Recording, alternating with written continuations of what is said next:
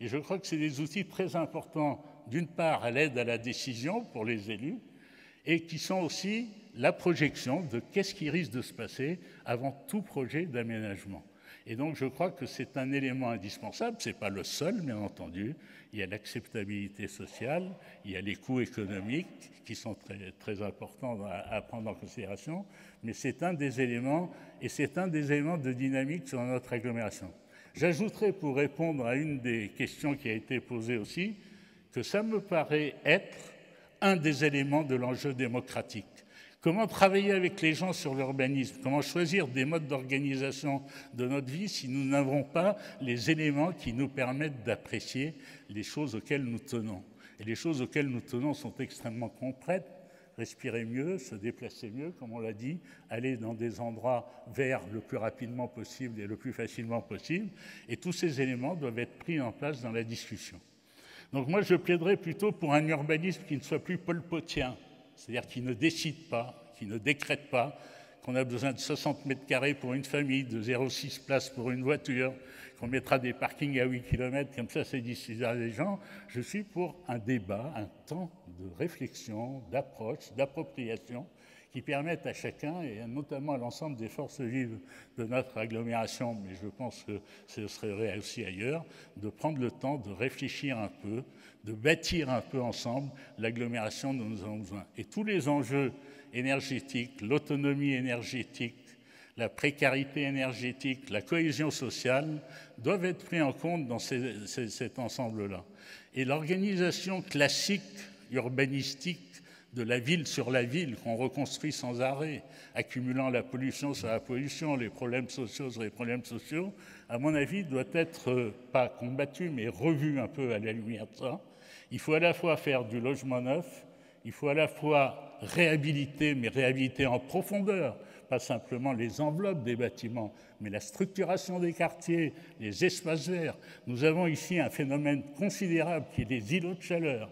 C'est-à-dire dans l'agglomération, à 400 mètres d'écart, nous avons déjà des variations de température de 4-5 degrés, parce qu'on a construit sans tenir compte de l'aérologie, sans tenir compte de l'équilibre entre les espaces verts, les espaces également où l'eau coule, de manière à créer une humidité. Et il y a toute une réflexion à avoir là-dessus sur ce qu'on appelle ces îlots de chaleur, de bâtiments à trop grande inertie de béton, trop près les uns des autres, mal situés les uns par rapport aux autres. Et donc c'est tout cet aménagement à la fois pratique, social et de choix de nos modes de vie, de nos modes de consommation qui est à prendre en considération. Mais ça ne se décrète pas, ça ne se fait pas en 5 ans par un plan quinquennal, ça se fait par une démarche démocratique avec les éléments du choix. Et ces éléments du choix, nous les avons aujourd'hui. Et tout notre objectif dans cette agglomération, c'est de donner à l'ensemble des partenaires les outils qui permettent de nous éclairer les uns et les autres sur ces choix. Merci.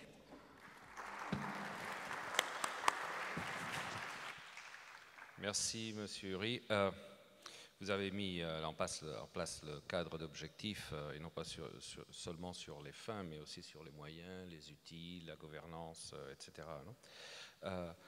Là, avec les problèmes de transversalité dans nos administrations et le besoin d'une verticalité, les problèmes de verticalité, les besoins de transversalité, non, qui sont dans nos administrations. Vous avez parlé de 80 partenaires, et 27 sont déjà les communautés et probablement bien d'autres sont aussi des partenaires publics. Donc après dans le débat, si j'étais à la salle, je vous demanderais comment vous devez travailler avec le secteur privé, si vous devez faire une pression, forcer la main, dans quel sens ce débat se produit pour arriver à des objectifs qui sont évidemment politiques. Non, mais ce n'est pas à moi de faire des questions, je me les pose. Gilles Navarina, voulez-vous faire une contribution de la situation du débat avant de donner la parole à la salle, bien qu'à la fin, je vous demanderai de faire une synthèse, mais après le débat de la salle. Non, juste une petite réflexion. Il me semble que on a parlé de l'environnement, mais on a parlé de l'environnement sous un autre angle, en fait, et que les interventions des uns et des autres, qu'ils appartiennent au secteur privé, au secteur public, convergeait vers un certain nombre de points. On a parlé beaucoup de partenariat, de transversalité, d'approche globale. Et pour moi, en tant qu'urbaniste, mon métier, c'est aussi ça, quoi. C'est de réfléchir à ce que c'est qu'un projet urbain, comment on conduit un projet urbain. J'ai beaucoup apprécié personnellement les dernières affirmations. L'urbanisme ne se décide pas, ne se décrète pas. Et ça, pour moi, ça veut dire un certain nombre de choses. On n'est plus dans des démarches bottom-up, on n'est plus dans des démarches top-down, pardon, mais des démarches bottom-up. Ça, c'est une banalité. Il y a deux choses qui sont moins une banalité, qui ont été soulignées par diverses interventions. C'est le fait que les objectifs ne peuvent pas être fixés a priori, mais qui doivent être construits au fur et à mesure que le projet se développe, et construits dans un dialogue, un débat avec les différentes catégories d'acteurs, de stakeholders, comme disent les Anglais. Et d'autre part, que dans ce processus, l'observation, les indicateurs et l'évaluation sont une chose importante parce qu'ils permettent de corriger les choses. Et personne aujourd'hui peut avoir la prétention d'avoir une vision globale de notre avenir commun et en plus de ne pas se tromper. Donc la question de l'évaluation me semble une question particulièrement importante.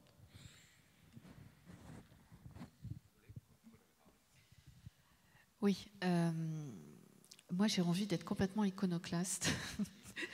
J'ai envie d'être iconoclaste parce que d'habitude, effectivement, on oppose le privé et le public, et d'un côté les gentils qui sont tenants de l'intérêt général pur, et puis de l'autre côté les méchants qui sont là pour faire de l'argent.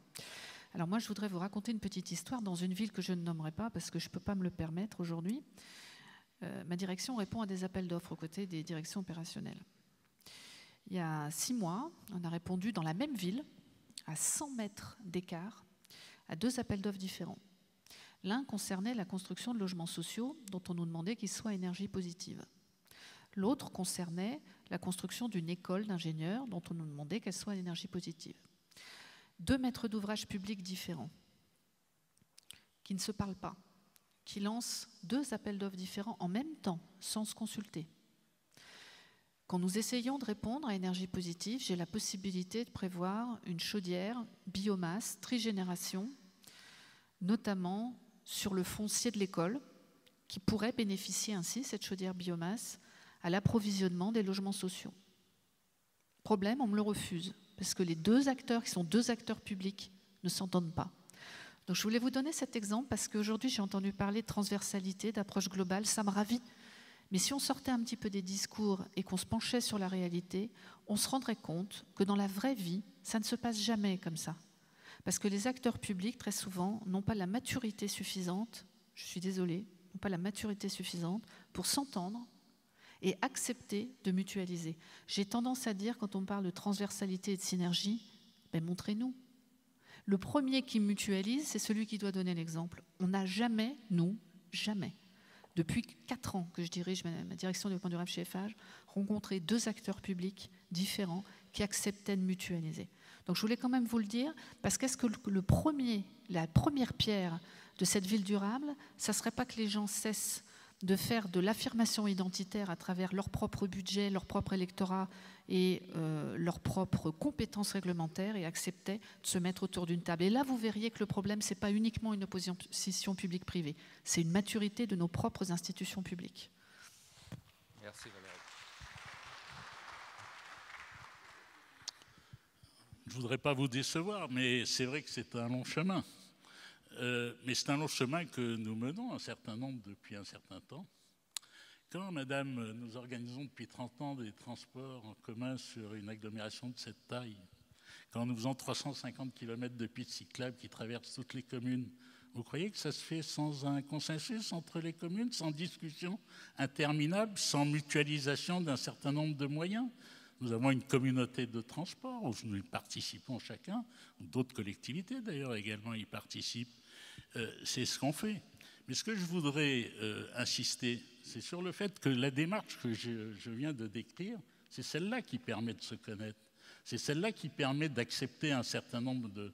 La mutualisation ne vient pas comme ça par effet soit économique, elle vient par une nécessité du fait qu'on ne sait pas faire autrement, qu'on ne peut pas faire autrement, et qu'on a besoin d'aller vers les solutions les plus économes, les moins dépensières d'énergie. Et ça nécessite un travail ensemble.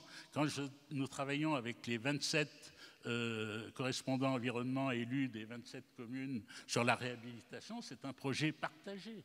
Nous mutualisons, les communes également participent à ce projet. Elles amènent leur technologie, elles amènent aussi leur financement. C'est un travail pédagogique, ça ne se fait pas par... il faut créer une dynamique, il faut créer un objectif commun du territoire. Il faut véritablement, peut-être que ça vous échappe un peu, des objectifs politiques tout à fait clairs, bien compris, partagés, pour que nous puissions mener cette dynamique.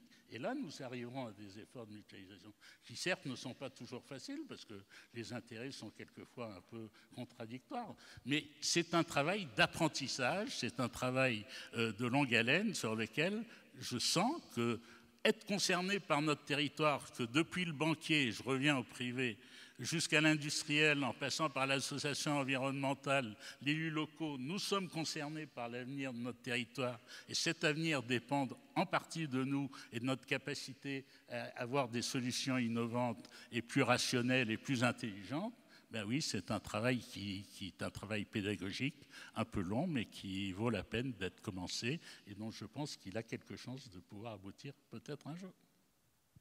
Merci Valérie. Non, mais je ne suis pas d'accord sur un thème. Vous n'êtes pas les mauvais de l'histoire, parce que faire de l'argent, ce n'est pas mauvais, c'est nécessaire. Seulement, il faut une vision publique qui rassemble tous les objectifs et non pas seulement ceux de faire marcher l'économie. La parole est à la salle. Je vois des mains levées, beaucoup de mains levées. On va faire 3 questions à la fois et on devrait finir dans un quart d'heure pour pouvoir prendre un petit café. Thank you. I'd like to ask the representatives Can you from... present yourself? Can you Yes. say who you are? Jerry Brough, I'm Director of Economic Development at Aberdeen City Council in the UK. I'd like to ask the representatives of Eiffage and GDF Suez if they have any strategic agreements with any cities across Europe that they could loosely describe as a memorandum of understanding with regards to development of infrastructure. And secondly, you might want to comment on how difficult it is to agree such memorandum when public procurement policy means that you cannot guarantee subsequent downstream business as a result of these agreements. Merci, thank you. Another one over there and over there. Can you keep your hand up so? Merci. Oui, c'est Séverin Sia, je m'appelle. Je suis le délégué à l'aménagement du territoire du Bénin. Alors, j'ai suivi vraiment avec attention le dernier intervenant qui a parlé donc de la construction du projet urbain. Et j'ai compris que c'est une construction vraiment itérative, d'accord, qui part donc de la base vers le sommet, où il y a donc des discussions qui se mènent pour que le projet soit vraiment acceptable. Donc il a parlé de l'acceptabilité sociale, économique, environnementale, mais je crois qu'il a oublié l'acceptabilité politique aussi. Est-ce que cette question-là ne se pose pas? Voilà le premier pan donc de mon intervention. Le second pan, c'est par rapport donc au dosage qu'il faut faire. Parce qu'il a dit qu'on pourrait faire une étude d'impact environnemental et voir par rapport au projet quelles sont les conséquences que cela peut générer par la suite. Alors, lorsque l'étude est faite et que ça relève vraiment une acceptabilité vraiment faible, alors qu'est-ce qui va se passer? Merci. Merci. Troisième. Daichi Goto from Japan. I would like to hear a comment from the private sector panelists, actually. And my question is similar to the one made from the British gentleman there. I observe a huge gap of information and understanding of technology between the multinational consultancy firms and the local authority. And I'm wondering what you expect to local professionals, urban planners, to work well with such kind of multinational professional, as well as coordinate a variety of interests inside of metropoles. Because it's a huge work today, and in Japan, the urban planners are overwhelmed by the requirements they get, the expectations they get from politicians and the design firms and investors, and we don't know how to train them. Merci. La parole. I'm sorry for stealing the question, but I would put a precedence of other areas which were actually intermediate, used as an intermediate, the NGO sector. Think of cycling. That's totally NGO idea, which was introduced. It might have been supported by bicycle companies, but the concept came through the NGO, and it gradually was worked into the city officials' agenda. A similar thing happened with BRT. Other development concept on public participation, yet again, they were promoted by this type of sector. So I suggest it may be that you use this particular sector and you fund it as an intermediary, because I, as an NGO, can do much more than a consultant could do. Consultant couldn't go back and leak, whereas I can. I can bring the knowledge without a commercial threat. And I can open the door. I have totally no use for what I do. And that's why I have the commercial members in our organization. Because if I didn't have the commercial members in our organization, all the gold which I gain by opening the doors will be totally lost. And that is the positive principle of working of private, public, and NGO sector together.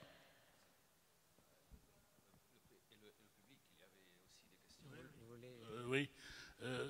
Sur la question des conséquences un peu de ces issues, je crois qu'elles sont importantes à diffuser. Elles sont d'abord accessibles à tout public. La qualité de l'air aujourd'hui, n'importe quel membre de l'agglomération grenobloise peut appuyer sur un bouton et savoir quelle est la pollution, je dirais, dans sa rue presque, et savoir quelles sont les prévisions, notamment sur deux choses qui nous préoccupent beaucoup, qui sont les particules et les NOx. Et ce n'est pas des petits problèmes. Tout à l'heure, on disait, ouais, la santé. Oui. La santé, ce problème des particules, en France, aujourd'hui, c'est tout à fait, sans contestation prouvé, c'est 40 000 morts par an. Beaucoup plus que les accidents de voiture et les accidents automobiles, si on prend une comparaison encore d'il y a quelques années.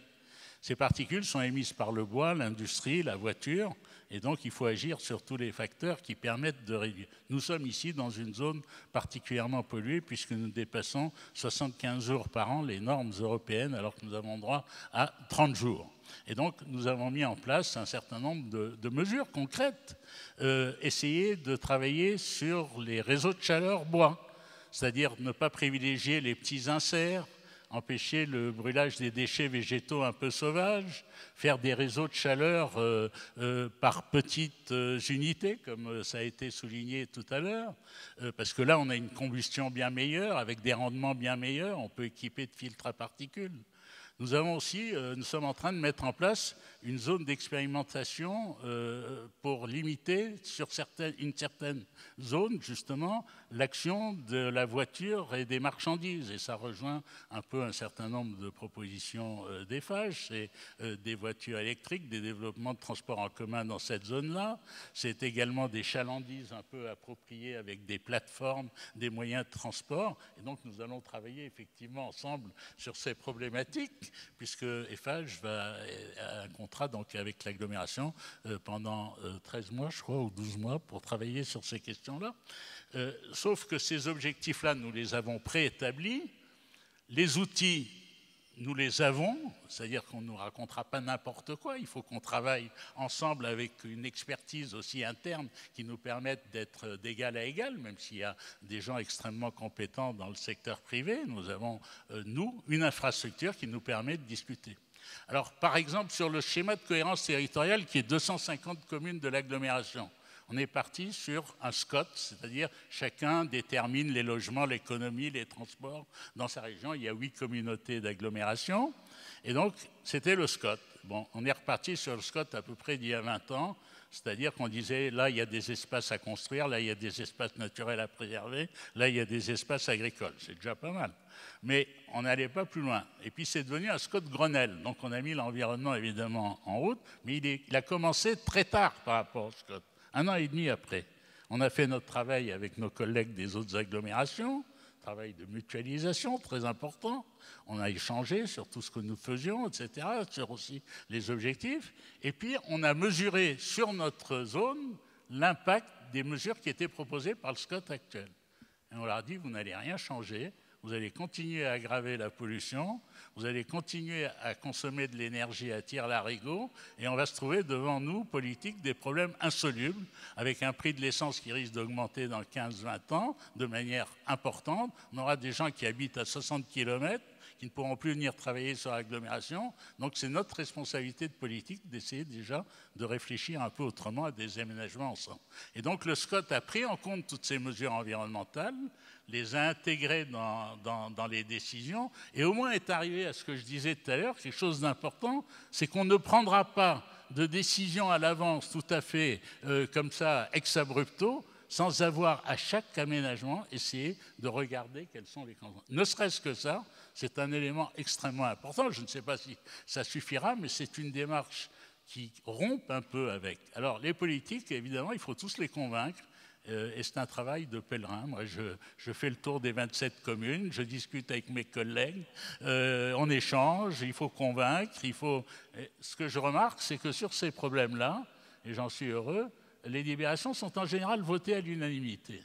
Et donc, après, il faut les appliquer. Et là, il faut les appliquer à l'unanimité, ce qui est moins facile. Mais il y a un certain nombre de difficultés qu'il faut... En tout cas, ce qui est important, à mon avis, et je répète ce que je dis, c'est qu'on soit dans l'esprit d'une dynamique locale où nous sommes concernés par notre territoire. Nous, élus, nous avons la responsabilité de prévoir un peu l'avenir de ce territoire, pas tout seul, mais de prendre des mesures. Quand on sait l'inertie des mesures qu'il faut prendre, qui mettent 5 ans d'études, 5 ans de réalisation, 10 ans de travaux, on est obligé, sur des sujets qui vont à toute vitesse, de prendre un peu. Et je crois que c'est ça un peu l'objectif de la démarche que nous essayons modestement, je répète encore, de mettre en place ici. Stéphane, permettez-moi d'être méchant. Il faut les convaincre ou aussi les éduquer? Les éduquer. Juste la question de M. Daberdeen et du Japon. La loi ne permet pas de faire un MOU global au début d'un projet urbain avec une entreprise privée, et de toute façon, ce n'est pas l'objectif. L'objectif n'est pas de contractualiser au début d'un projet avec une ville. L'objectif, c'est d'éviter l'exemple dont je parlais tout à l'heure avec les panneaux solaires. C'est-à-dire qu'on nous laisse l'opportunité, au moment où la ville commence à élaborer son projet, de pouvoir discuter avec elle pour lui proposer un certain nombre de solutions ou de solutions alternatives qui, à notre avis, répondront plus à ses objectifs. Pourquoi on fait ça? Pas parce que nous sommes des philanthropes, puisque nous sommes des entreprises privées qui veulent de l'argent, mais parce que si nous ne faisons rien, eh bien, je citais cet exemple sur le solaire, j'ai rien contre le solaire, puisqu'on en pose, mais la ville va lancer son appel d'offres, nous allons peut-être, ou peut-être pas, mais si nous gagnons l'appel d'offres, nous poserons des panneaux solaires.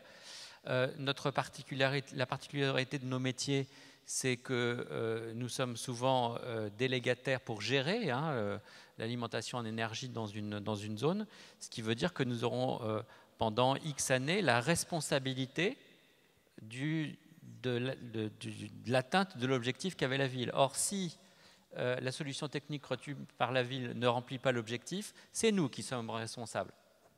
Ce n'est pas la ville. C'est nous qui avons posé les panneaux solaires. C'est nous qui avons eu la mauvaise idée de poser des panneaux solaires. Donc c'est notre intérêt, et parce que nous pensons que c'est l'intérêt de la ville, parce que nous sommes des acteurs du territoire, des acteurs de long terme du territoire, de pouvoir avoir cet espace, au moment où le projet est conçu, de pouvoir échanger et proposer un certain nombre d'idées. Il ne s'agit pas de vendre des solutions. Ensuite, il y a un processus classique d'appel d'offres, sachant que le pari, c'est que peut-être ceux qui auront proposé les idées les plus astucieuses, à condition qu'elles soient dans des coûts corrects, pourront les mettre en place. Mais il ne s'agit pas de contractualiser à l'amont.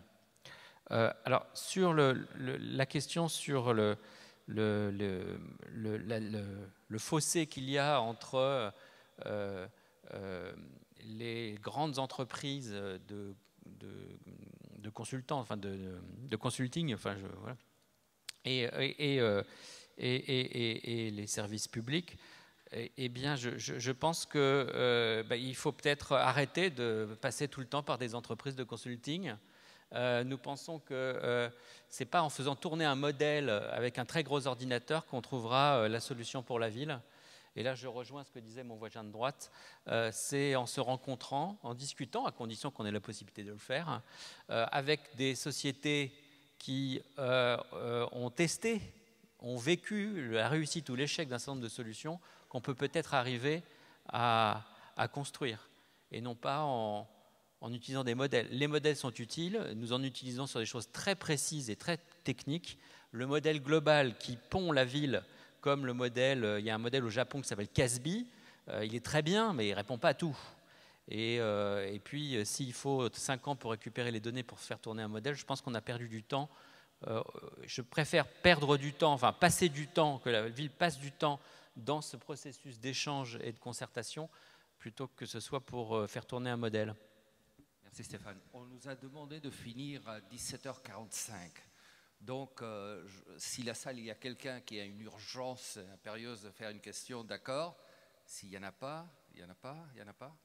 Donc, je vous donne la parole, Valérie, et vous finissez, Gilles, s'il vous plaît. Oui, alors c'était juste pour une proposition qui va dans le sens de ce que disait Stéphane.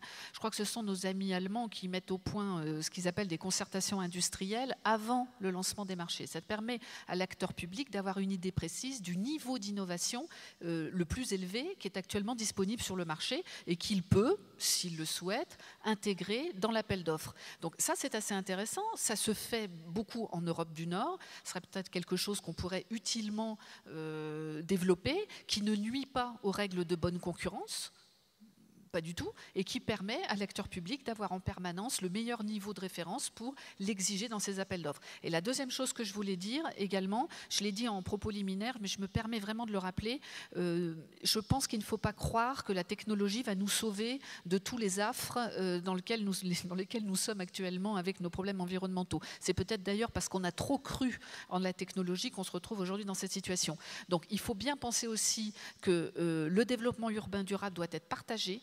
Et donc, essayer de développer des solutions qu'on a appelées, nous, excusez-moi l'expression, low-tech, c'est-à-dire des solutions simples, de bon sens, faciles à mettre en œuvre, à construire comme à déconstruire, c'est peut-être aussi intéressant que de mettre des dizaines de milliers d'euros de technologie au mètre carré. J'ai même tendance à penser que c'est plus intéressant. Merci. Gilles, le dernier mot. Le dernier mot, je voulais revenir sur cette idée d'un processus de partenarial ou un processus de dialogue ou un processus d'échange. Gouvernance. Premièrement, je pense que plus personne ne croit que l'intérêt général repose dans le public ou dans le privé ou dans les ONG. Tout le monde sait qu'aujourd'hui, l'intérêt général, c'est le fruit d'un processus de confrontation, d'échange, de controverse. Ça, la philosophie politique la plus contemporaine nous l'apprend largement. Le philosophe Habermas en a parlé depuis assez longtemps et ses thèses ont été largement diffusées dans le monde du planning pour qu'on sache qu'aujourd'hui ce qu'il en est. Je voulais simplement insister, c'est vrai qu'on aura toujours des exemples où il y a deux services qui ne dialoguent pas, il y a une société privée qui s'impose, il y a deux institutions universitaires qui sont de part et d'autre d'une cour et qui ne parlent pas. Parce qu'en fait, les processus de délibération sont des processus par définition fragiles. Il faut accepter cette fragilité parce qu'il suppose que l'ensemble des acteurs ne se replient pas sur ce qu'ils savent faire. Il faut que les sociétés privées ne fassent pas que du profit, il faut qu'ils aient une autre stratégie, peut-être en créant des directions de développement durable. C'est un pas dans cette direction. Il faut que les acteurs publics intègrent les stratégies du secteur privé et du tiers secteur. Il faut que les représentants de la société civile comprennent que la dimension de l'équilibre financier des choses existe. Donc c'est normal que ces processus soient fragiles. Ce n'est pas parce qu'ils sont fragiles qu'il faut imaginer qu'ils ne fonctionnent pas. Merci. Merci à la salle, merci aux intervenants et à 18h.